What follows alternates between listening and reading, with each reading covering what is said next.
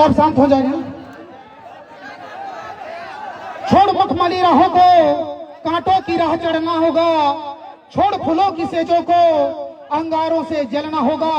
और जलते झारखंड को बचाने के लिए टाइगर जयराम महतो जैसा बनना होगा।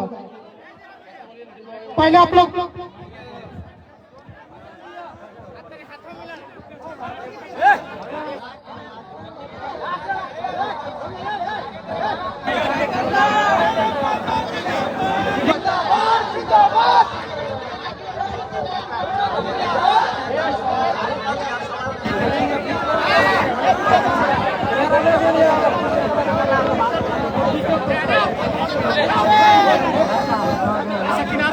भाषण देने दीजिए।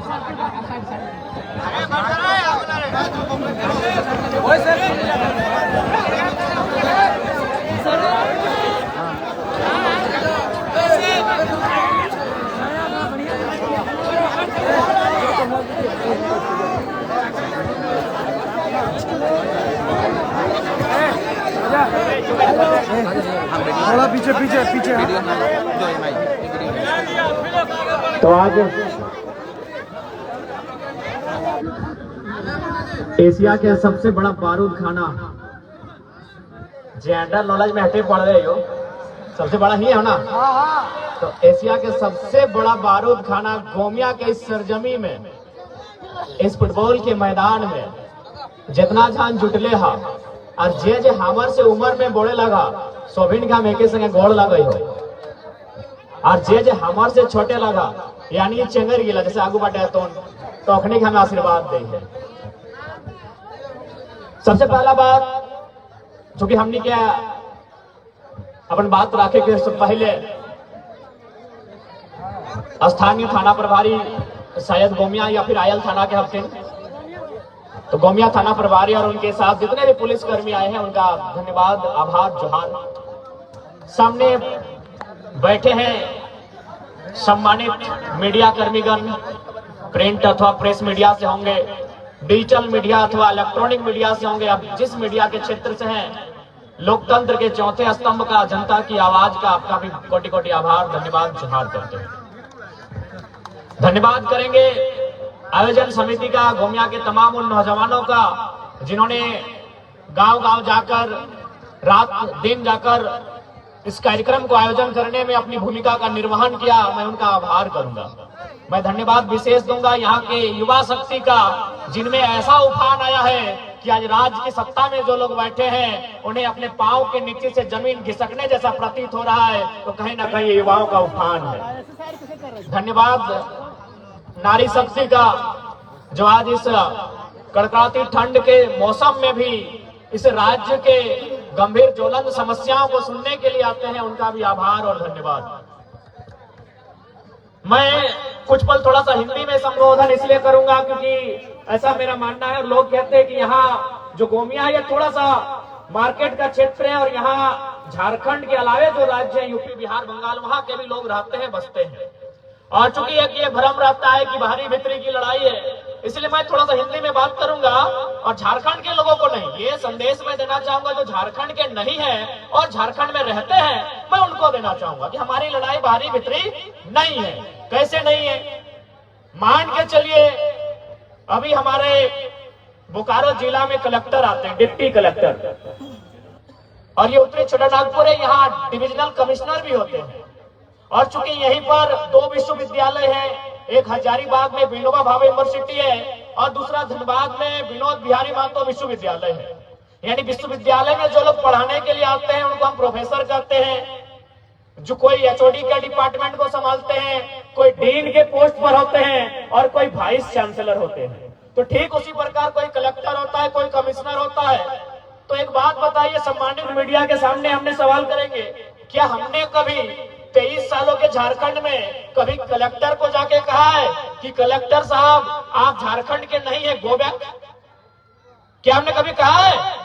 नहीं कहा है, क्योंकि कलेक्टर जो होते हैं वो आईएएस होते हैं और उनको कैडर चुनने का पूरे भारत देश में अधिकार होता है। क्या हमने किसी यूनिवर्सिटी के चांसलर को, सॉरी वाइस चांसलर, अथवा किसी हेड ऑफ डिपार्टमेंट अथवा किसी डीन को, किसी फैकल्टी के डीन को कहा है कि कि आप बेगूसराय से आए हैं, आप इलाहाबाद से आए हैं, आप हैदराबाद से आए हैं, आप अहमदाबाद से आए हैं, आप चले जाए, नहीं कहा है, क्योंकि वे लोग भी जेआरएफ करने वाले, शैक्षणिक संस्थान में ए ग्रेड की जॉब करने वाले लोग हैं, वो देश में कहीं जा सकते हैं।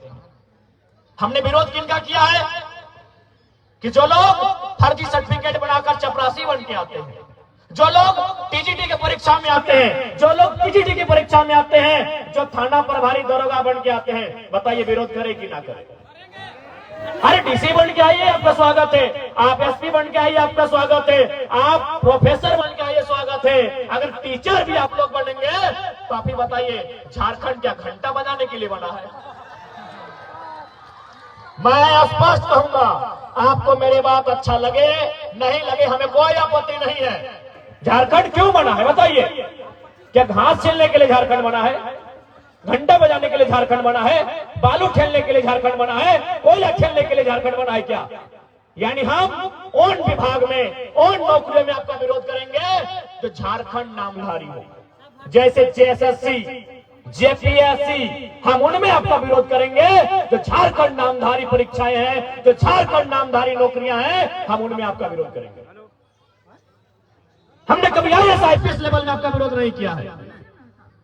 अब बताइए आप, भाई यहाँ के लोग चपरासी भी नहीं बनेंगे, उसमें भी आपका कब्जा होगा। यहाँ के लोग दरोगा भी नहीं बनेंगे, यहाँ के लोग प्राइमरी टीचर भी नहीं बनेंगे, वहां भी आपका कब्जा होगा। तो बताइए, झुंझुना देने के लिए झारखंड बनाता क्या? हम साफ कहेंगे, अच्छा लगे बुरा लगे, डज नॉट मैटर, हम झारखंड के मुद्दे पर स्टैंड है और यही हमारा स्टैंड रहेगा। नहीं बताइए ना, आज हमारी इतनी माएं बहनें यहाँ आई हैं, भारी संख्या में नारी शक्ति भी है। हम पूछेंगे इनमें से कितनी महिलाएं जो हमारी बहन है, हमारी दीदी है, हमारी मासी है, हमारी चाची है, कितने लोग टीचर हैं, कितने मास्टर नहीं है, ये बताइए? कितने डॉक्टर नहीं है यहाँ, बताइए? नहीं है तो ये क्या काम करती है? ये भात रांधनी है, भात रांधनी है आंगनबाड़ी में, ये सरकारी स्कूल में चावल बनाती है। हाँ, हम विरोध करेंगे। जिनको हम बुरा लगते हैं, बुरे लगे, हमारी लड़ाई जेन्युइन है। हमारी माएं बहनें यहाँ बैठी हैं, ये क्या काम करती है? भात रांधने का काम करती है। कहाँ भात रांधती है? आंगनबाड़ी में, मिडिल स्कूल में, प्राइमरी स्कूल में। और इनका पेमेंट क्या है? 2000। और मास्टरनी कौन बनती है? इलाहाबाद वाली, पटना वाली, छपरा वाली, जिसका पेमेंट है 75,000। क्या पेमेंट है आज मास्टर का? 70,000, 75,000, 50,000। और हमारी बहन 2,000 में भात रांधने का काम करेंगी। हाँ, हम विरोध करते हैं। जिनको अच्छा लगे लगे, जिनको समर्थन देना है दे, हम अपने स्टैंड में कायम हैं। झारखंड की नामधारी परीक्षाओं में हम आपका विरोध करते हैं। आप सेंट्रल वैकेंसी में आइए, हम आपका स्वागत करते हैं, फूलों की माला के साथ स्वागत करते हैं। लेकिन जो राज्य की नौकरियां हैं, उनमें हम किसी भी गैर झारखंडी का खुले मन से विरोध करते हैं।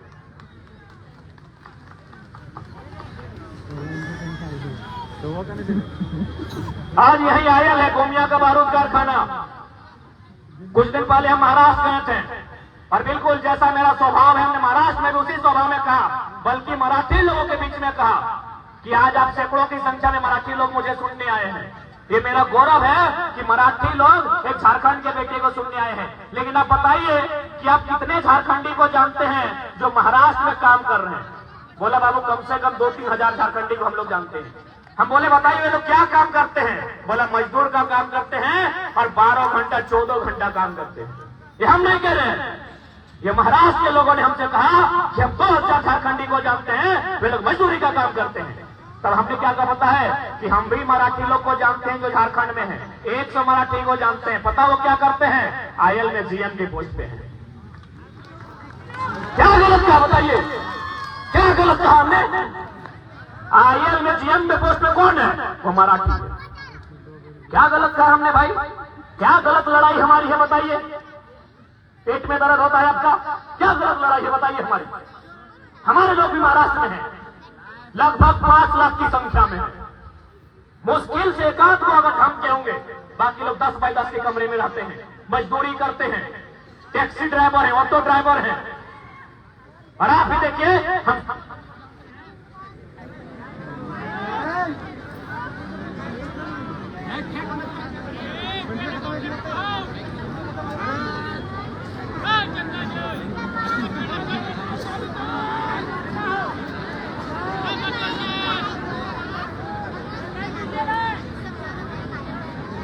Hello hello hello.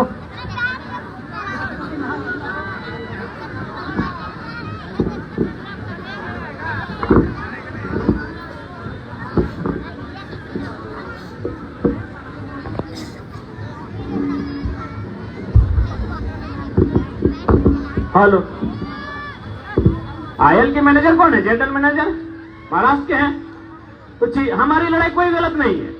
जिनको आज हमारी आवाज से अगर तकलीफ है, आज हमारी लड़ाई के तरीके से तकलीफ है, तो आप अपने आने वाले भविष्य के लिए तैयार रहिएगा कि आपके बच्चे मजदूरी का काम करेंगे और महाराष्ट्र, गुजरात, बिहार, यूपी से आने वाले यहाँ मैनेजर का काम करेंगे। आप तैयार रहिएगा। हमारी लड़ाई कोई गलत नहीं है।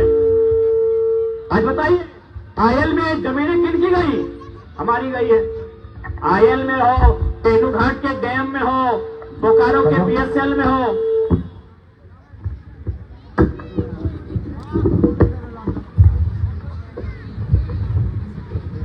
आप कहीं भी चले जाए, जमीनें हमारी गई है।